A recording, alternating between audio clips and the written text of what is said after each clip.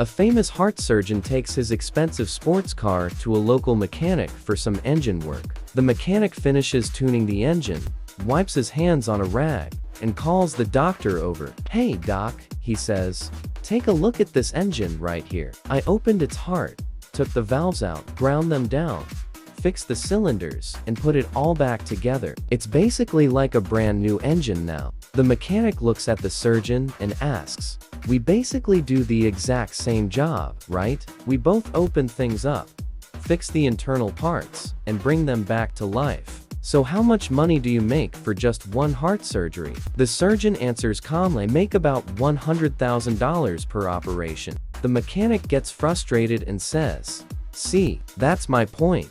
You get 100 grand for one operation, and I get $1,000 for fixing this whole engine. Why do you get paid so much more?" The surgeon smiles and says, "Well, try doing your job while the engine is running." A guy walks into an auto parts store and goes straight to the counter. He looks at the cashier and says, "Listen, I need to buy a new turn signal switch for my BMW." The cashier stops what he's doing, looks at the guy in complete shock, and suddenly starts laughing out loud. He can't stop laughing. He calls his manager over from the back room and says, "Hey boss, you have to hear this. Get a load of this guy. He actually thinks BMWs come with turn signals." The manager shakes his head, looks at the customer, and says, "Just sell him a flashlight and tell him to stick his hand out the window." A husband calls his wife from the auto repair shop. He says, "Honey, the mechanic just checked the car. He says it needs new brake pads, rotors, and a master cylinder. It's going to cost us an absolute fortune to fix all this." His wife gets quiet for a second and replies, "Well, that's way too expensive right now." She continues, "Can we just put it off for a few months? We really need to save that money for our summer vacation." The husband lets out a deep sigh and says, "Sure, I guess we can wait a few months to fix the brakes, but do me a favor, if you're about to hit a tree, just make sure you honk first so the tree knows you're coming." A woman drives her car into a local garage, gets out, and asks the mechanic for a new 710 part. The mechanic is totally confused. He says, "A what? I've been fixing cars for 20 years, and I have never in my life heard of a 710 part." The woman rolls her eyes like he's an idiot. She says, "It's a standard part. It's right in the middle of the engine. I lost it yesterday and I need a new one."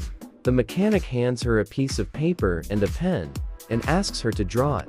She draws a circle and writes the number 710 in the middle. The mechanic slowly flips the paper upside down and realizes it spells the word oil. A guy is driving a tiny smart car on the highway when the engine suddenly dies. A huge truck pulls over to help.